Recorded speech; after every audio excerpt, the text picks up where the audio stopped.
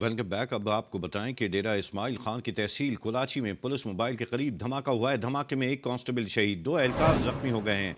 वाक़े की इत्तला मिलने पर सिक्योरिटी फोर्सेज ने इलाके को घेरे में ले लिया है। अहम खबर आपको दे रहे हैं डेरा इस्माइल खान से, जहां पर तहसील कुलाची में पुलिस मोबाइल के करीब धमाका हुआ है। तफसीलात जानेंगे।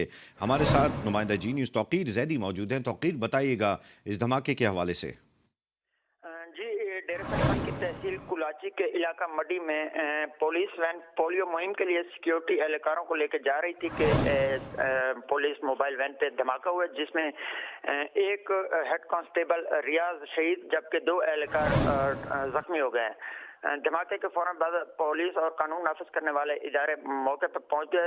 शहीद और जख्मी एहलकार को फौरी तौर पर डिस्ट्रिक्ट हेडक्वार्टर हॉस्पिटल मुंतकिल कर दिया गया।